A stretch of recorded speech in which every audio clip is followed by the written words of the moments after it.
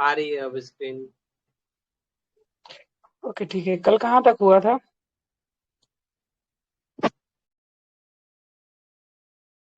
किसी को ध्यान नहीं है कल कहाँ तक हुआ था? 80 क्वेश्चन नंबर 80 तक। 80। ओके ओके ठीक है।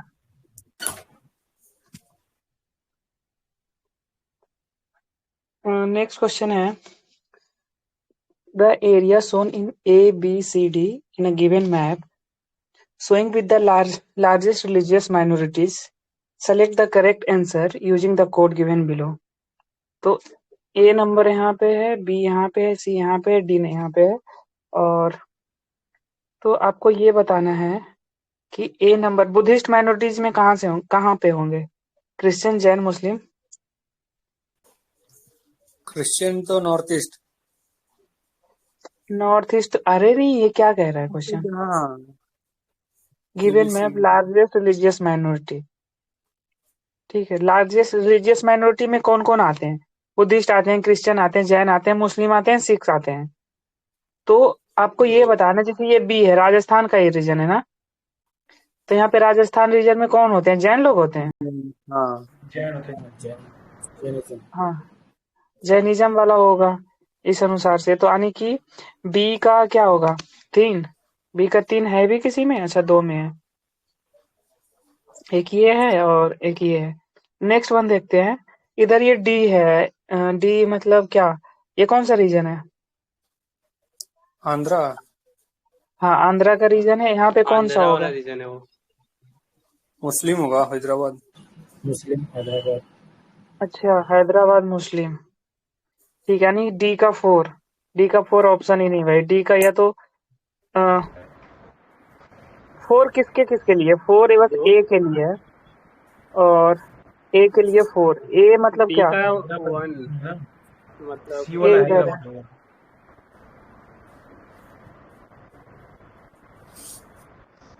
क्या है इसका आंसर? देखो जरा। राज, तुम्हारे तरफ से फैन का आवाज आ रहा है बहुत तेज।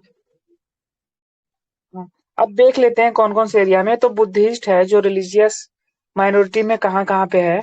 तो अरुणाचल प्रदेश में है, महाराष्ट्र में है, लद्दाख में है, सिक्किम में है। Major areas of the where the largest minority, मतलब कि मतलब माइनॉरिटीज हैं लेकिन वो लार्ज, सबसे ज्यादा जनसंख्या इधर है इनका। तो अरुणाचल प्रदेश में बुद्धिस्ट लोग मिलते हैं, महाराष्ट्र में मिलते हैं, लद्दाख में मिलते हैं और सिक्किम में मिलते हैं।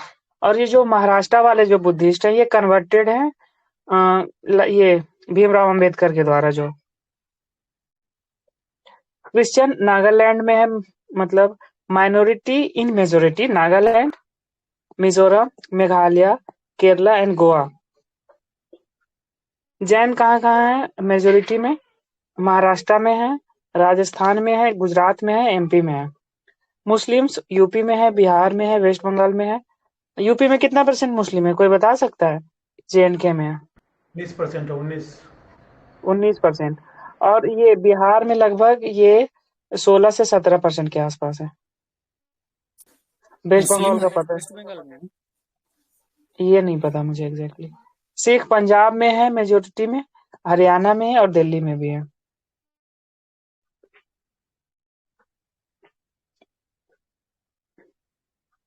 उसके बाद है, विच of the flowing pairs of the state tribes is not correctly match. तो असम में मीरी मिलते हैं, नागालैंड में कोन्याक ट्राइब मिलती है, और अरुणाचल प्रदेश में आपातानी, और मध्य प्रदेश में लंबाड़ा। ये जो गलत है, लंबाड़ा कहाँ मिलता है? तो लंबाड़ा ट्राइब है, हाँ है आंसर में कहीं। लंबानी। हाँ, लंबानी या लंबाड़ा, हाँ, तेलंगाना आंध्र प्रदेश में है। देख लेते हैं थोड़ा सा इसको। गोंड कहाँ पे मिलता है? एमपी में मिलता है, छत्तीसगढ़ में, महाराष्ट्र में, उड़ीसा में। अच्छा, कौन ऐसा ट्राइब है जो दीपावली को एज ए मतलब, थारू। हाँ थारू है। क्या मनाता है थारू? दीपावली को एज ए सैड डे मनाता है ना, क्या कहते हैं उसको? मॉर्निंग मॉर्निंग बोलते हैं, मॉर्निंग। हाँ सूट सूट हाँ, दिवस। शोक। हाँ, शोक दिवस के रूप में। उसके बाद लार्जेस्ट ट्राइब इन इंडिया है, तो गौंड ट्राइब है जो लार्जेस्ट ट्राइब इन इंडिया, ये याद रखना, ये पूछा है बीपीएससी और नहीं, यूपीपीसी भील है में। क्या? भील है हाँ, कि गोंड है? भील है क्या क्या कि क्या? सबसे बड़ा ट्राइब? भील है नहीं ना? नहीं, ये गौंड भील है, देखो एक बार देखो जरा, मुझे तो गौंड ही लग रहा है, हो सकता है भील भी हो। थर्ड मैं नंबर भील पे सांथाल आता है ना, जो द्रौपदी मुर्मू है, अरे हमारी वाह, राष्ट्रपति। नहीं, पहले नंबर मत बताओ, थर्ड और पांचवा छठा 10वां बता भील दो। भील ही लार्जेस्ट है। भील भील पहला है फिर मुझे लग रहा हाँ। है। मैं लाज पढ़ा हूँ क्या? भील लार्जेस्ट है। सर्च करके बता रहे हो आप सेकंड लोग? गोंड होगा। सर्च करके बता रहे हो ना आप लोग? हाँ हाँ सही है, ये PYQ क्वेश्चन है बीपीएससी का भी। 2011 सेंसस के अकॉर्डिंग ये सबसे लार्जेस्ट है tribal group in India. Largest है 38 भील, 38% अप्रोक्सीमेटली। और ये सेकेंड लार्जेस्ट है Gond.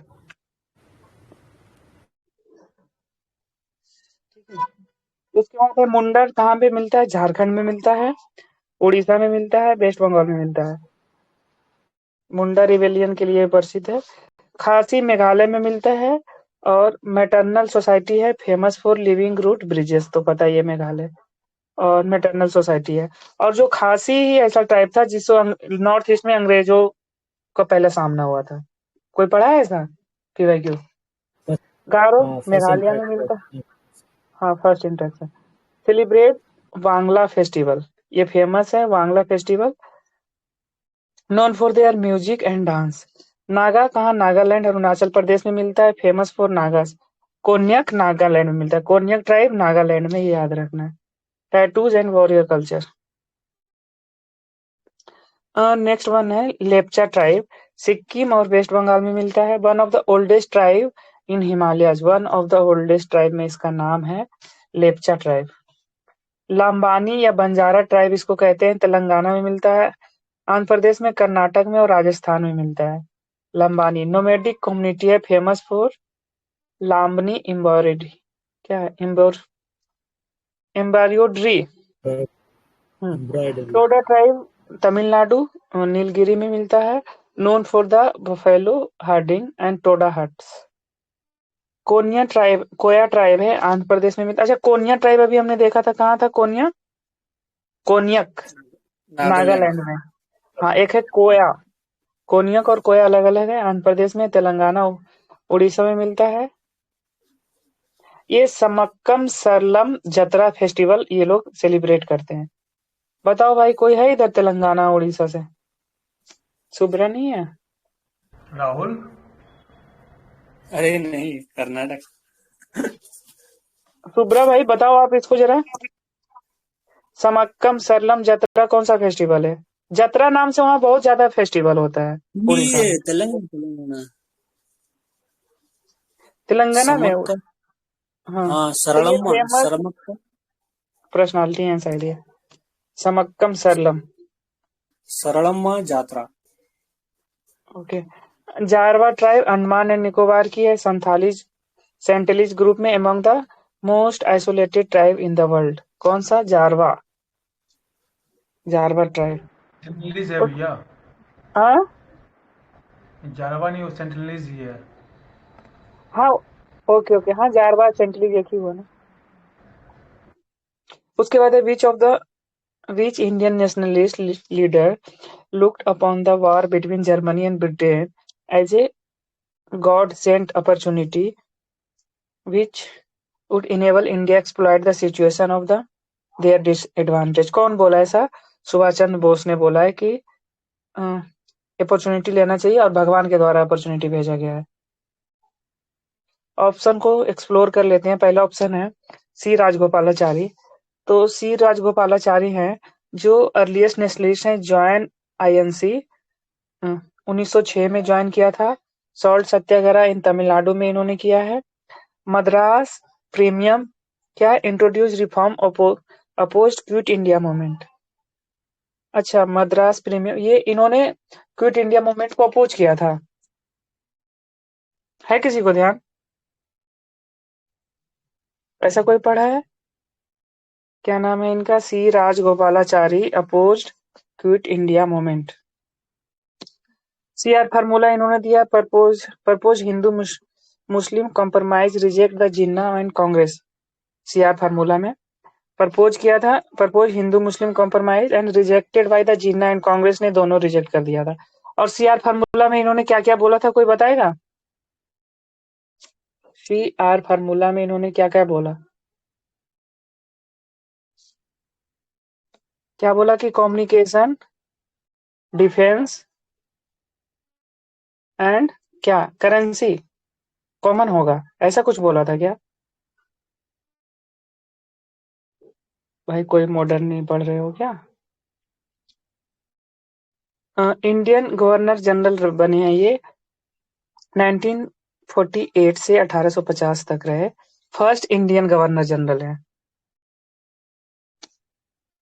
ओवरसॉ the India transition post independence, स्वतंत्रता पार्टी इन्होंने बनाया 1959 में, advocate economic liberalisation oppose socialism, तो इन्होंने सोशलिज्म का अपोज किया है। लेगेसी क्या है? Pragmatic leader focusing on dialogue governance and free market policies, मतलब कैपिटलिस्ट लोगों को सपोर्ट करने वाले बेसिकली थे ये। First governor general, first Indian governor general. Next one है मोहम्मद अली जिन्ना, तो इनके बारे में देख लेते हैं। Mohammad Ali Jinnah initially supported Hindu Muslim unity in Indian National Congress, Muslim League leadership 1913, advocate separate Muslim rights. Muslim League कब बना है? 1905। नहीं, 1906 में बना है। 7 बोलो 6 बोलो, एक 5 बोलो है। 906। ओके। हाँ, उसके बाद है united Congress and Muslim League temporally demand for Pakistan 1940, Lahore Resolution mark the shift of the separate nationhood. Direct action day कब हुआ? डायरेक्ट एक्शन डे कितने अगस्त को? मत बताओ कोई। 16 अगस्त। 1946। यहाँ लिखा हुआ है बहन 1946। अच्छा, मुझे स्क्रीन नहीं दिख रही। हाँ, नहीं दिख रहा है। मेरे लीड द तरफ कॉमन, हाँ, made the common violence strengthen the partition demand. Pakistan founder इनको बोला जाता है और become the first governor general. तो अगर लोग सोचते हैं कि वहां के पहले प्राइम मिनिस्टर वगैरह होंगे या प्रेसिडेंट वगैरह होंगे, तो उनको कोई चांस नहीं मिला ये सब चीज का, बस गवर्नर जनरल पहले बने ये। ठीक है, उसके बाद थोड़ा सा इधर देख लेते हैं, थोड़ा थोड़ा दिख रहा है। हाँ दिख रहा है। जूम कर लो यार, अपना स्क्रीन भी जूम कर सकते हो हल्का सा, नहीं दिख रहा है तो मैनेज करो। सी राजगोपालाचारी है, मॉडरेट है, नॉन वायलेंट थे। उफ, कौन अनम्यूट कर दिया भाई? फर्स्ट इंडियन गवर्नर जनरल है, propose CR formula, Congress league cooperation supported dominion status before the complete independence, opposed Quit India movement. तो ये वनली एंड वनली लीडर हैं जो क्विट इंडिया मूवमेंट को अपोज किए थे। बाकी वैसे तो कम्युनिस्ट पार्टी भी नहीं साथ दिया था, और जनसंघ, जो जनसंघ था वो भी नहीं साथ दिया था क्विट इंडिया मूवमेंट में। और कौन नहीं साथ दिया था? वनली कांग्रेस लड़ रही थी क्विट इंडिया मूवमेंट में। जनसंघ कब एस्टेब्लिश हुआ है? 1922। क्या, फिर अच्छे से बोलो भाई। 1922। 1922 नहीं, मुझे 26 या 24 लग रहा है, कोई सर्च करके बताओ। जनसंघ 26, मतलब वही 24, 25, 26, 3 साल में। Mohammad Ali Jinnah, two nation theory led Muslim League demanded Lahore Resolution वगैरह ये है। Negotiated with the world war second, direct action day, communal riots वगैरह है। सुभाष चंद्र बोस फॉर्म INA 1943 में। अच्छा, कल हमने सुभाष चंद्र बोस का देखा था, कोई बताएगा कि ये कांग्रेस प्रेसिडेंट कब कब बने हैं? 38, 39। 38, त्रिपुरा 39 या 37, 39? 38, 39। 1938 और 39। हाँ ठीक, सही कह रहे हो। तो इन्होंने हरिपुरी त्रिपुरी। हाँ, Haripura and Tripuri. INA 1943 fought British. ठीक है, ये हो गया। जवाहरलाल नेहरू के बारे में जानते ही हो। ये इन्होंने 3 बार कांग्रेस प्रेसिडेंट बना है। कब कब बने हैं? 1929, 36 और 37।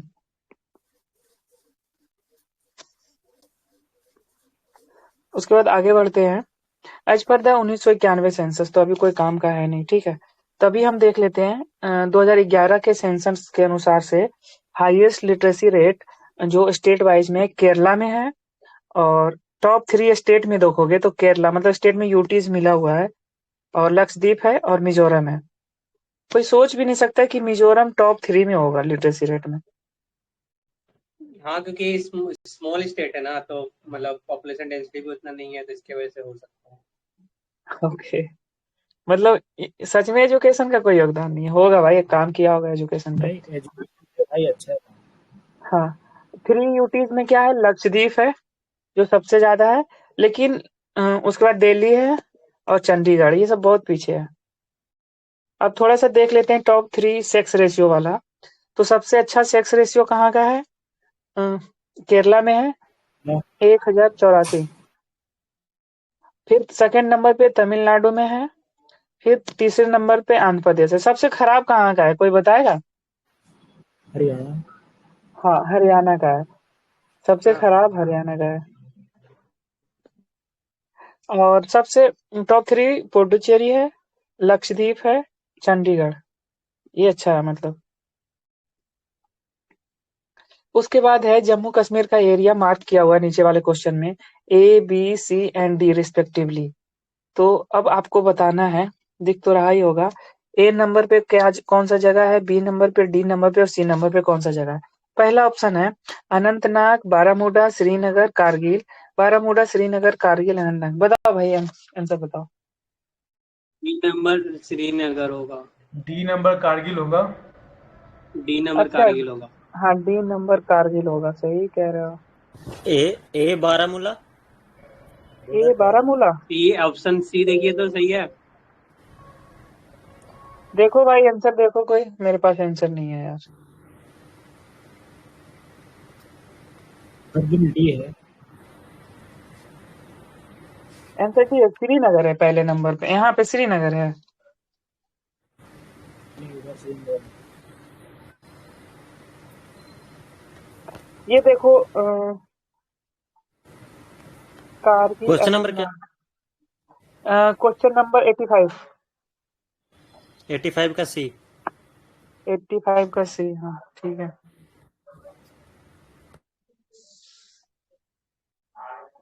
ओ,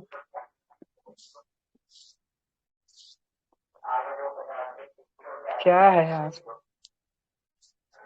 तो हम देख लेते हैं यहाँ पे, श्रीनगर यहाँ पे है।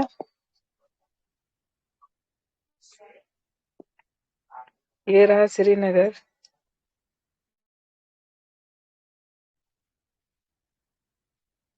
ये कारगिल है। यहाँ पे जम्मू है। ये पूंछ इलाका है, पूंछ पढ़ते हैं ना इसको, पूंछ। ये रहा यहाँ पे ले।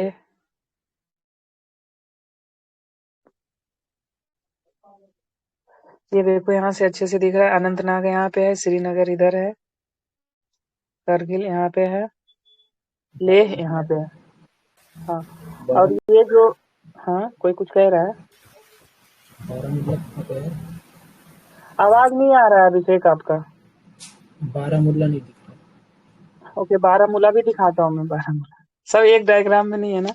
इधर जम्मू है, इधर मीरपुर सिटी जो है पाकिस्तान में, ठीक है। बारामूला आपको देखना है तो बारामूला ये रहा ऊपर में, यहाँ पे इस साइड दिख में। गया दिख गया दिख गया। बॉर्डर के नीचे। हाँ, दिख गया। पूछ के जस्ट बगल में।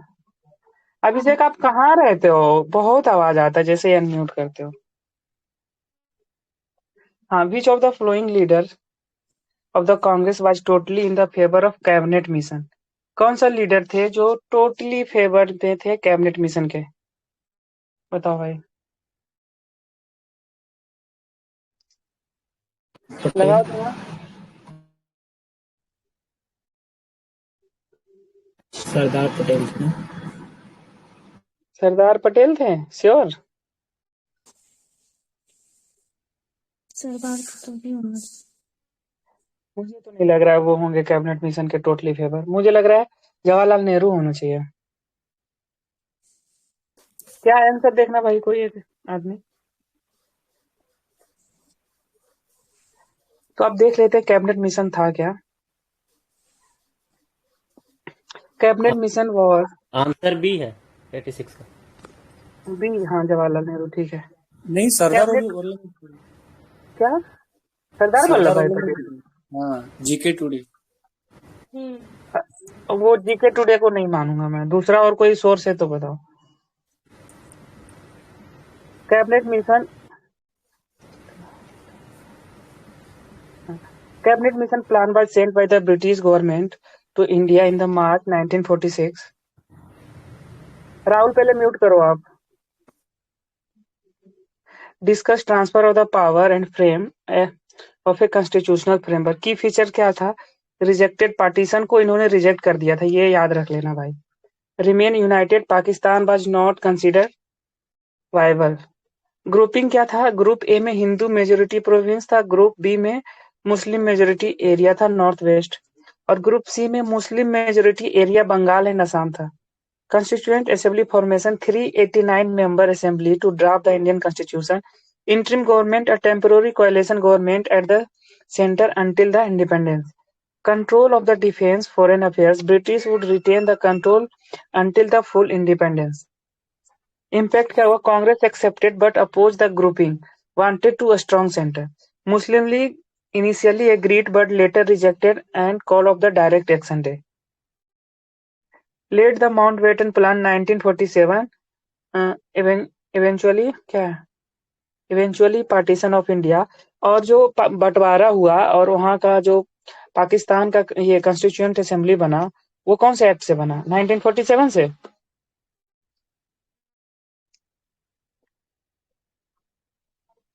अब देख लेते हैं सरदार पटेल के बारे में थोड़ा सा। Role in the independence led by the Bardoli Satyagraha 1928 and play a key role in the Quit India Movement 1942। और यहीं पे इनको सरदार का उपाधि दिया गया था ना।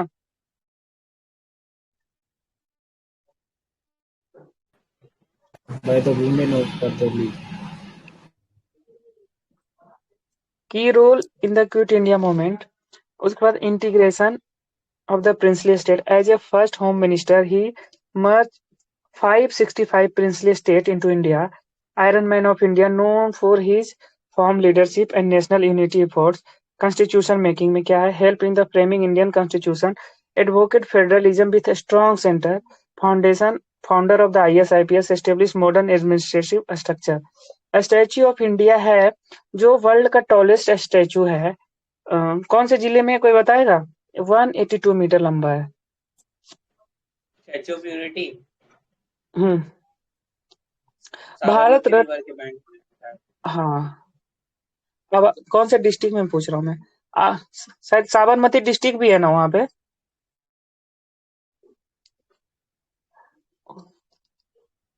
ओके, देख रहे हैं अभी, नहीं पता। हाँ, इनको भारत रत्न 1991 में दिया गया था। उसके बाद है November 1989 composite dialogue between India and Pakistan. 3 countries issued listed 1, 2 and 3.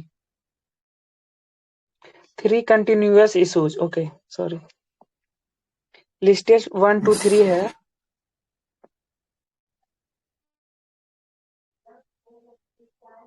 अब बेसिकली इसमें कुछ अभी काम का है नहीं भाई, ठीक है। तो हम देखते हैं कि इंडिया में किसका किसका कंट्रोल है, ये बताओ।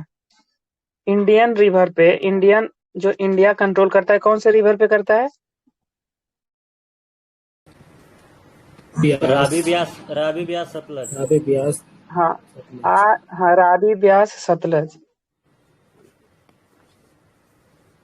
PGI। और इन तीनों पे करता है कौन? इन तीनों पे इंडस, झेलम और चेनाब पे पाकिस्तान।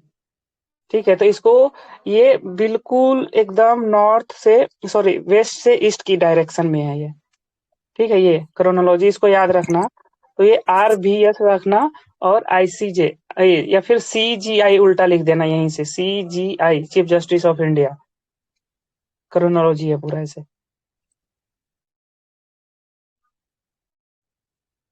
क्या होगा ये, वेस्ट ईस्ट होगा ना।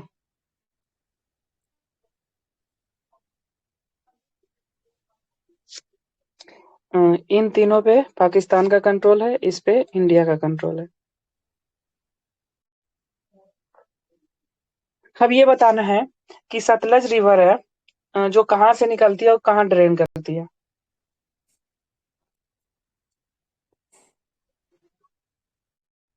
कोई बताएगा? सतलज मानसरोवर से, हम्म और ड्रेन नहीं आगे जाके मिल जाती है ये शायद झेलम से, नहीं सॉरी झेलम या चेनाब से वो आगे जाके मिल जाती है, जिसका जो जगह का नाम है ये सतलज राक्षसताल लेक राक्षस इन ताल कुंभल, मानसरोवर लेक। वहां हाँ से ना, ठीक है। निकलती है। ठीक है, कहाँ मिलती है ये बताओ। रावी कहाँ मिलती है, चेनाब कहाँ मिलता है? बताती हूँ। ये जो है ये फाइनल रिवर है, ये कौन सा रिवर है जो इंडस में मिल रही है? चेनाब है या सतलज है? नहीं दिख रहा।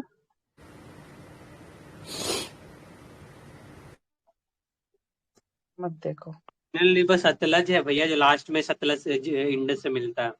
इसका लेके कंट्रोवर्सी है कि वो सब कोई कोई बोलते हैं कि वो चेनाब रिवर है, बाद में कोई बोलते हैं सतलज रिवर, कहीं कहीं चेनाब बोला जाता है, कहीं कहीं सतलज बोलते हाँ एग्जैक्टली वही कंट्रोवर्सी है। अब देख लेते हैं इंडस वाटर ट्रीटी क्या था। साइन 1960 में हुआ था साइन, इंडिया पाकिस्तान, और इसका ब्रोकर कौन था? वर्ल्ड बैंक था। पर्पस क्या था? Fair distribution of Indus river and its tributaries, river allocation, full control over the Ravi, Beas, Sutlej. Eastern river पे इंडिया का कंट्रोल था, और full control of over Indus, Jhelum and Chenab western river पे पाकिस्तान का। Water uses, India can use western river for the non consumptive purpose, like example irrigation, hydro electric project. तो ये non consumption purpose है। Distribute resolution mechanism क्या है? 3 tier system, bilateral talk, neutral expert and international court of arbitration. Major dialogue क्या है? Baglihar dam 2007 में, मतलब dialogue नहीं डिस्प्यूट है इसमें। बगलिहार डैम कौन से रिवर पे है ये देखना। And Kishan Ganga hydro electric project 2013 में जो बन रहा है, अभी तक कंप्लीट नहीं हुआ है। इन दोनों का रिवर का नाम बताना, बगलिहार डैम और Kishan Ganga hydro electric project.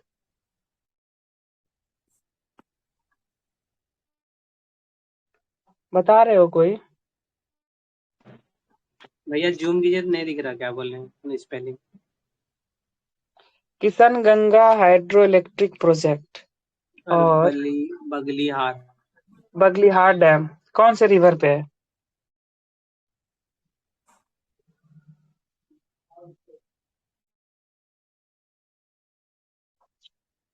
Dam Chenab river पे है। कौन सा? चेनाब। बगलिहार। हाँ। ओके। और Kishan Ganga hydro electric project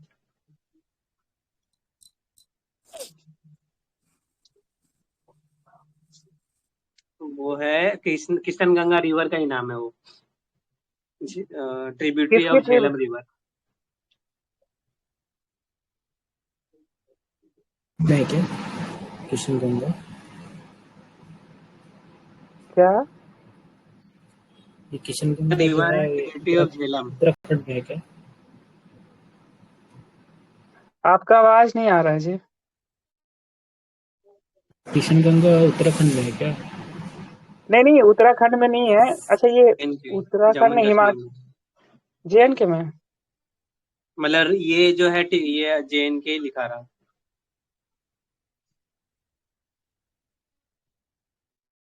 ठीक है, आगे देखते हैं।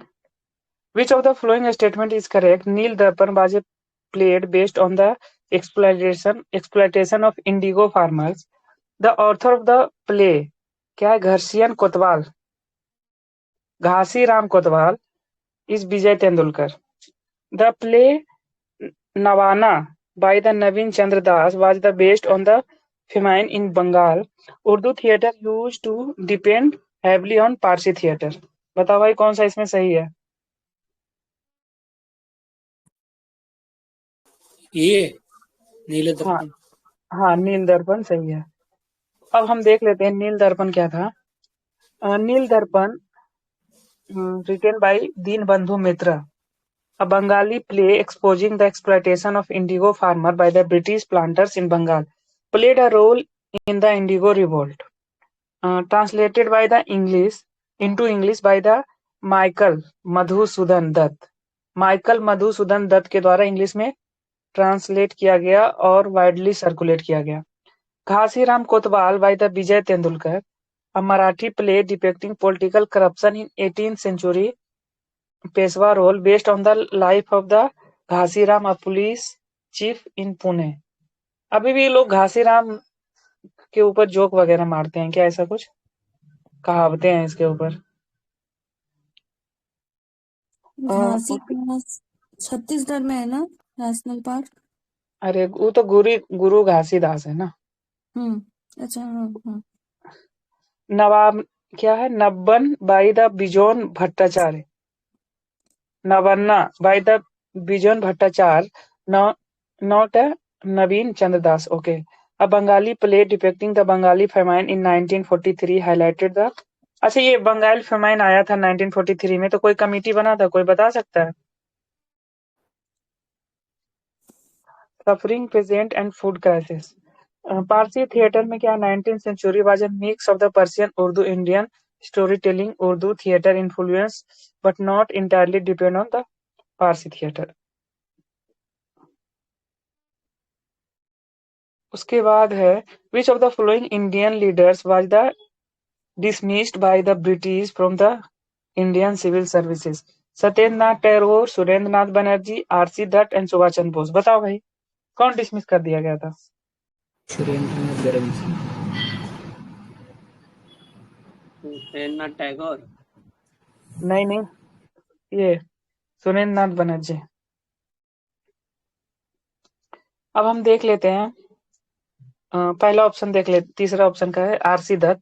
तो RC Dutt cleared civil services in 1869, serve as the high ranking administration, wrote the economic history of India. Economic history of India RC Dutt के द्वारा लिखा गया था। ठीक है। उसके बाद है criticising British economic retired voluntarily was not. अच्छा, मतलब ये वॉलंटरी रिटायरमेंट ले लिया इन्होंने आरसी दत्त। उसके बाद नेक्स्ट वन है Satyendra Nath Tagore, first Indian to join the civil services in 1863। ठीक है, फर्स्ट इंडियन ये थे Satyendra Nath Tagore. Serve as the various administrative role in the Bombay presidency.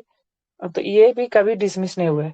उसके बाद है सुरेंद्र नाथ बनर्जी, ज्वाइन ऐसी 1869, मतलब कि इन्होंने भी 1869 में ज्वाइन किया। ये और ये सेम बैच के थे, मतलब 1869, but was dismissed in 1874 for the minor procedural issue.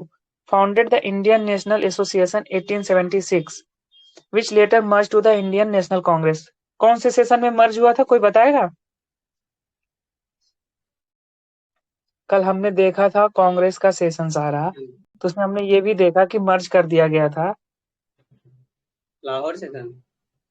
कौन सा सेकेंड नंबर सेशन था भाई? लाहौर सेशन कहाँ पहुंच रहे हो? सुरेंद्र नाथ बनर्जी और एक साथ में थे ना। आवाज कट रहा आपका? आवाज कट रहा है? हाँ ऋषि, आवाज तो सही है, आवाज नहीं कट रहा। सही आ रही है आवाज। 1886 में मर्ज हुआ है ना? कलकत्ता सेशन। हाँ 1886, हाँ कोलकाता से। उसके बाद है play key role in the swadeshi movement 905 oppose the partition of Bengal. अभी हमने देखा था क्रिप्स मिशन को अपोज किया, कौन किया बताओ भाई?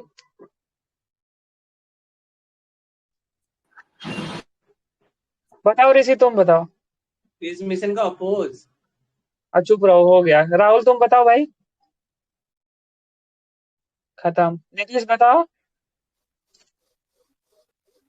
नीतीश, राज, जैस्लीन, काजल, कोई भी बताओ भाई, कौन अपोज किया है?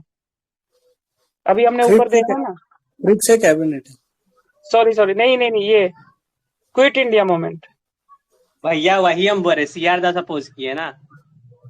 सीआर दास। शिव राजगोपाल सर। सीआर दास अरे कौन थे? सीरियसली? अरे कौन शिव थे वो राजगोपाल जो तुम चुप रहो भाई, तुम्हें बोलने का कोई राइट नहीं है अब। Okay sorry. Quit India movement बताओ भाई, आप लोग रिमेनिंग। राज बताओ यार, सुन रहे हो इतने ध्यान से। काजल आप बताओ। सब लोग ऐसे ही लगा के सो जाते हैं क्या इधर आके? चलो बताओ ऋषि, अब बताओ। सीआर दास ही लग रहा भैया, बाकी याद नहीं आ रहा हमको। सीआर दास ही है। पूजा बताओ। राजगोपाल सर लग रहे हैं। राजगोपाल सीआर सर चितरंजन दास थे इसमें से। राजगोपालचारी भाई, राजगोपालचारी। तमिलनाडु। हाँ, हाँ, राजगोपाल। अभी भूल जा रहे हो भाई तो दोबारा क्या होगा बाद में, एक दिन बाद?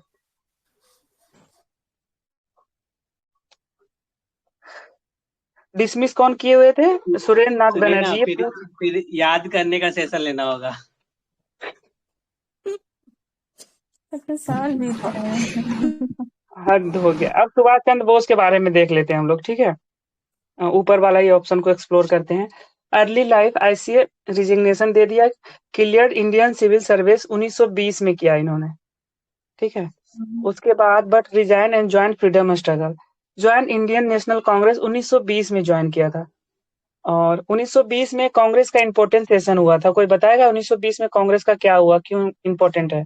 बताओ ऋषि, तुम कह रहे थे तुम रिवाइज किए हो, वो भी चैट जीपीटी और किससे? डीप सीक से। बताओ 1920 वाला सेशन क्यों फेमस है?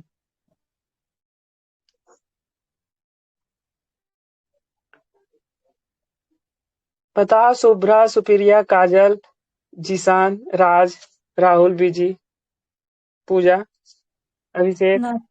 नागपुर सेशन हुआ था।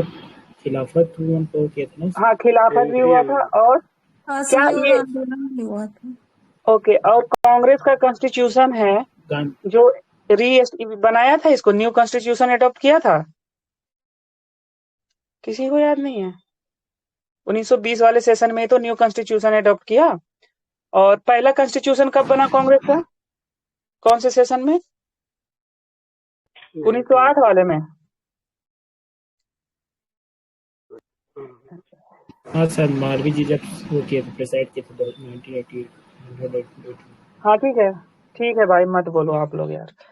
इलेक्टेड कांग्रेस प्रेसिडेंट 1938 में और 1939 में। ये बताओ 1939 में इन्होंने रिजाइन दे दिया, तब कौन बने दोबारा? ये तो आशा रखता हूँ पूजा, तुम मत बताना। हाँ, राजेंद्र प्रसाद। ये राजगोपालाचारी कौन कह रहा है भाई? राजेंद्र प्रसाद बने थे ना? हाँ, राजेंद्र प्रसाद बने थे। और इससे पहले राजेंद्र प्रसाद कब बने हैं? 2 बार बने हैं वो। उसके बाद ठीक है, आगे बढ़ रहा हूँ। क्रिएटेड फॉरवर्ड ब्लॉक 1939 में, ठीक है? मतलब वो गए और तुरंत फॉरवर्ड ब्लॉक बना दिए 1939 में। Created the forward bloc to unite radical nationalist, escape and exile, escape house arrest in 1941, sought the support from the Germany, Japan to fight British rule. Indian National Army क्या है? Form INA with Japan 1942 में। Fought Burma campaign 1944-45 under the slogan Delhi चलो। उसके बाद mysterious disappearance हो गया 1945 में, ठीक है?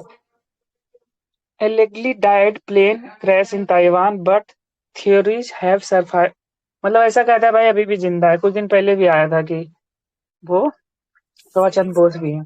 अब इसको मैच करना है, ठीक है? मैं आशा करता हूँ लोग इसको बनाएंगे बिना आंसर देखे, ठीक है? कृष्णा का अलना माटी होगा। हाँ, तुम्हें बस यही बताना है।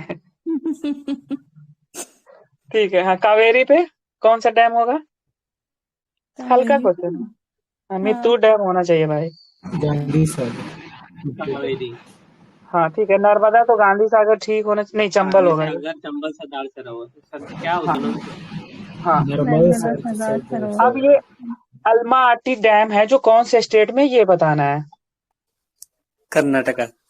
श्योर? हाँ हाँ श्योर, मैं वहीं से हूँ भैया। ओह, कौन सा डिस्ट्रिक्ट है भाई, तुम्हारा डिस्ट्रिक्ट भूल जाता हूँ यार मैं। बेलगाम पता है बागलकोट, तो। बेलगावी, बेलगावी याद करो, मतलब मैं बागलकोट से हूँ। अच्छा। This is a birth place of Basavanna. Okay, Basavanna, okay ठीक है। हाँ, वेस्टर्न चालुक्य है, Kalachuri dynasty. Okay okay. Mettur dam कहाँ पे है, तमिलनाडु? हाँ, बताओ शुभ्रा, आप बताओ। आती हो चुपचाप रहती है। मेत्योर डैम कहाँ है? तमिलनाडु। तमिलनाडु। हम्म, Gandhi Sagar dam? MP. MP. Sardar Sarovar? Gujarat. गुज हाँ, सब गुजरात। हल्का हल्का बताओ। अब देख लेते हैं तो आंसर क्या आ जाएगा इसका। बी। जल्दी बताओ यार, इतना टाइम लेते हो। अरे एक बी अभी किसमें है, फर्स्ट अभी। बी हाँ होना दो चाहिए के। Answer, B. हाँ ठीक है, बी हो गया। हाँ अब देख लेते हैं, थोड़ा सा डैम है जो कहाँ कहाँ है थोड़ा सा। गोदावरी ओरिजिन नासिक महाराष्ट्र से होता है। स्टेट महाराष्ट्र में बहती है, तेलंगाना आंध्र प्रदेश में बहती है। मेजर डैम्स है Jayakwadi dam, Shri Ram Sagar dam and Polavaram dam. जो जैकवाडी डैम है वो कहाँ पे है, महाराष्ट्र में है। श्री राम सागर डैम तेलंगाना में है, और पोलावरम डैम आंध्र प्रदेश में है। कृष्णा सागर कहाँ से, ये कृष्णा रिवर महाबलेश्वर महाराष्ट्र से निकलती है, और ये महाराष्ट्र से बहती है, कर्नाटक से, तेलंगाना से, आंध्र प्रदेश से। अल्माअट्टी डैम कहाँ पे है, कर्नाटक में है। नागा अर्जुन कहाँ पे, आंध्र प्रदेश में है। और श्री सल्लम डैम कहाँ, तेलंगाना में है। कावेरी रिवर ताल कावेरी से निकलती है। Mettur dam, KRS dam and Kaveri dam Tamil Nadu and Karnataka में है। तुंगभद्रा रिवर वेस्टर्न घाट से निकलती है, तुंगभद्रा डैम इसी पे है, कर्नाटक में है तुंगभद्रा डैम। उसके बाद है पेन्नार रिवर, कहाँ से निकलती है, नंदी हिल्स कर्नाटक से निकलती है। पेन्नार रिवर कर्नाटक आंध्र प्रदेश से बहती है। उसके बाद है Somasila dam and Gandikota dam Andhra Pradesh में है।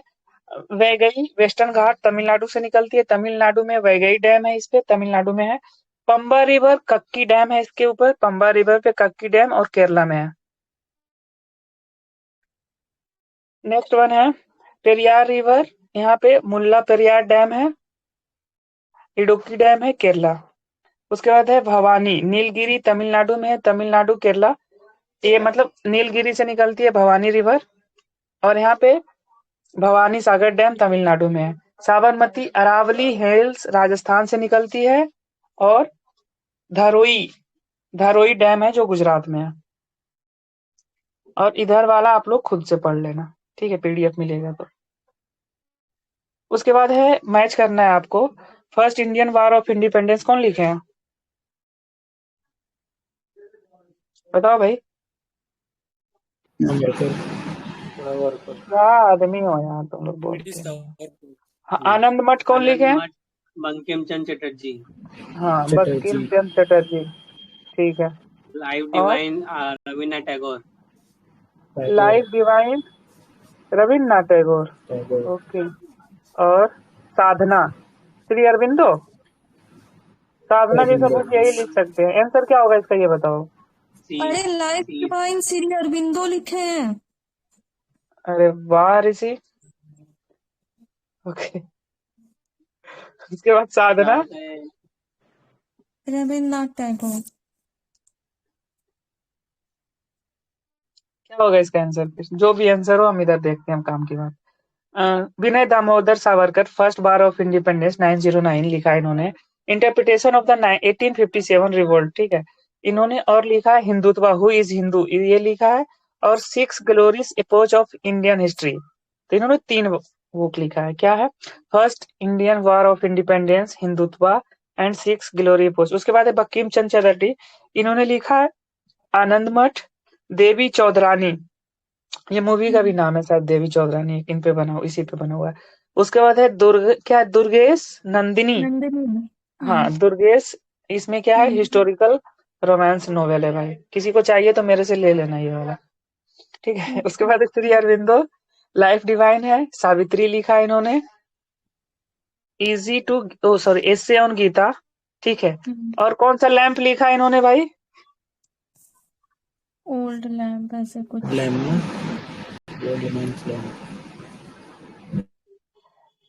हाँ, क्या है, ओल्ड लैंप है, क्या है, जो भी लैंप है यार, कुछ है एक।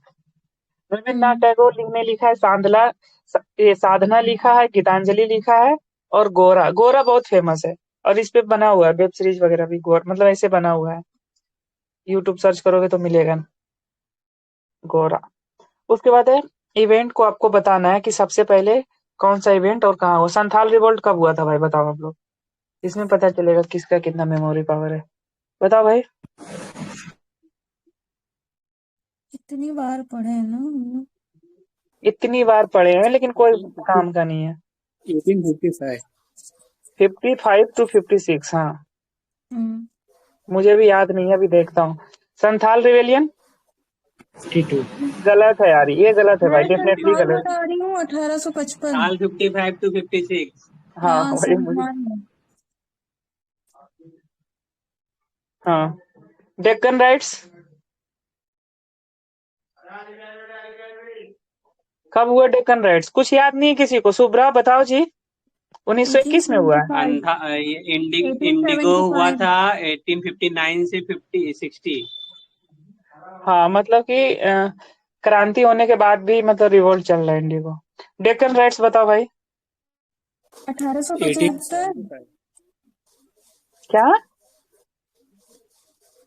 1875। 75। 1875 डेक्कन राइट्स। हम्म।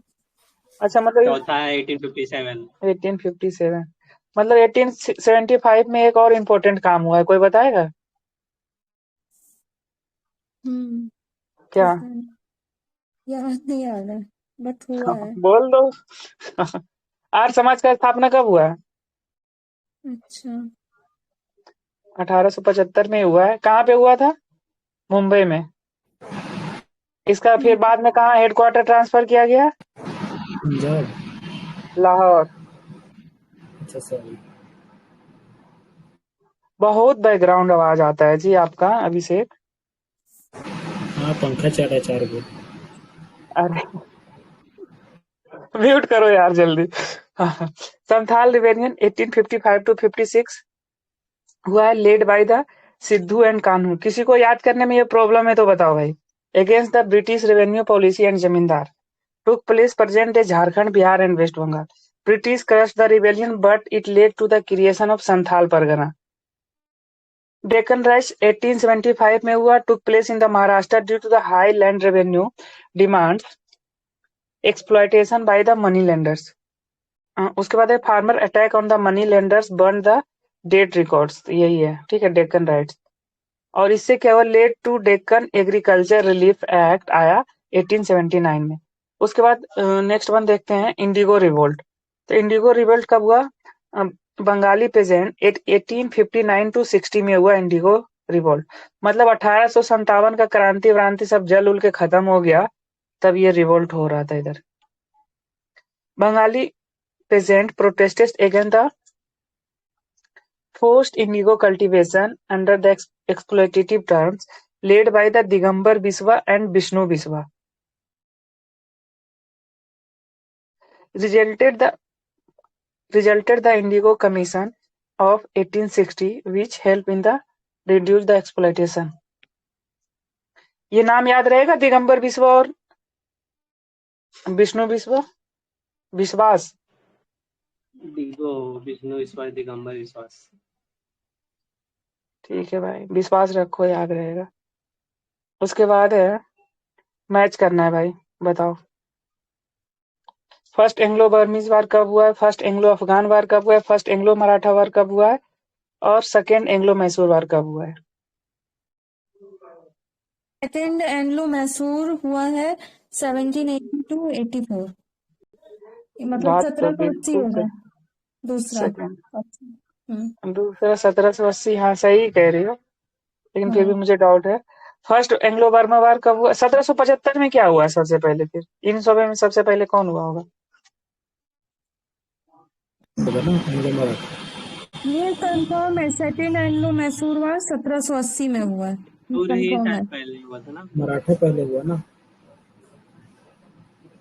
नहीं नहीं, पहले मैसूर वार हो रहा था, जब फर्स्ट मैसूर वार हो रहा था ना, उसके हम्म मतलब सेकेंड मैसूर वार हो रहा था, तब उसी समय पैरेलल में मराठा वार चलने लगा था। आपका मराठा वार 1875 से लेके 1782 तक था। ठीक है तो भाई, अब 75 देख ही लेते होगा। हैं इधर आंसर। ठीक है, आप लोगों ने अपना बहुत बढ़िया प्रयास लगाया। फर्स्ट एंग्लो मराठा वार 1775 में हुआ है। हम्म। और कोई सर्च करना जरा, फर्स्ट, अच्छा एक सेकंड, फर्स्ट एंग्लो मैसूर वार कब हुआ है? ये, हाँ ये रहा, फर्स्ट एंग्लो मैसूर वार हुआ है 67 17, में हुआ है ना। हाँ 69 तक चला। हम्म ओह, उसके बाद है British India company versus Maratha, treaty of Salbai हुआ है। ट्रीटी ऑफ सुगौली कब हुआ है, कोई बताएगा? ये कंफ्यूजिंग टर्म है, सलवाई और सुगौली। नेपाल के साथ, नेपाल क्या? के साथ हुआ था 1815 में। नेपाल के साथ हुआ था। 1800 कब? 1816? 15 हाँ 15-16। ठीक है, 15 या 16, 1816 लग रहा, मुझे 15 भी हो सकता है यार, कोई सर्च नहीं करना है? 16। देखो साइन हुआ था 2 दिसंबर 1815 को साइन हुआ था, लेकिन 4 मार्च 1816 को फाइनल हुआ था इसका। ओके, ठीक है। उसके बाद है second Anglo Mysore war, British East India company, Mysore, Tipu Sultan, Hyder Ali वगैरह थे। ट्रीटी ऑफ मैंगलोर हुआ। ठीक है, कल हमने एक ट्रिक ट्रिक बताया था ना, मद्रास, फिर मैडमैन श्री बताए थे।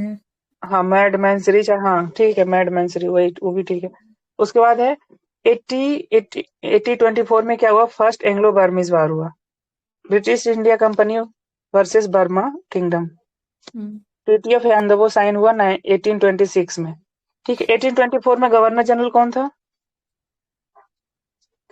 1883 में फर्स्ट एंग्लो 1838 में, sorry, first Anglo Afghan war हुआ, British India company versus Afghan Dost Mohammad Khan. British occupied the Kabul but later faced the disastrous retreat. उसके बाद लॉर्ड आर्म हर्स्ट थे फर्स्ट, मतलब गवर्नर जनरल बंगाल का 1824 में। क्या कह रहे हो भाई? AMHERST। किधर वो वाला या वो वाले में? गवर्नर, हाँ गवर्नर जनरल 1824 में। ठीक है, इंपेरियल प्रेफरेंस मतलब क्या होता है भाई? तो ये है कि special privileges on the British imports in India, ये था। तो अब देख लेते हैं क्या था। Imperial preferences by the trade policy introduced by the Britain offering preferential tariff to goods from the British colonies, including India. It aimed to strengthen the economic ties with Europe, मतलब ब्रिटिश एम्पायर। उसके बाद है, आपको बताना है, during the time of Akbar every 10 cavalry man the mansabdars had the maintained 20 horses. Reason क्या है? Horses had to be rested while on the march and replacement were necessary in the time of war. सही है गलत है, क्या है भाई? दोनों सही है और एक्सप्लेन भी हाँ कर रहा हूँ। ए हाँ, एक्सप्लेन भी कर रहा है, बिल्कुल सही बोला आपने। तो अब देख लेते हैं इसका एक्सप्लेनेशन क्या है। During the Akbar rain the every 10 cavalrymen the mansabdar had to maintain 20 horses. This was the part of the mansabdari system where the cavalrymen sawars इसको कहते थे had to maintain extra horses for the efficiency. The system ensured that each cavalryman had at least 2 horses for allowing the swift movement in the battles. Horses had to rested while on the march and replacement were necessary in time of war. Horses were essential for the mobility and fatigue and injuries. वही सब कहानी है. उसके बाद है Lord Lillingthwoe described the Augusta movement 1942 as the most serious rebellion in Spies Mutiny. Reason क्या था? There was a massive upsurge in the peasantry in certain areas. सही है, गलत है, क्या है? ये कुछ बोलेगा? नहीं, आंसर देखना जरा यार इसका. 98 अब देख लेते हैं लॉर्ड लिलिंगथवो. ये सबसे वैसे लॉन्गेस्ट सर्विंग वाइसरॉय हैं ये. क्या है आंसर? ये है आंसर, एप्पल ए.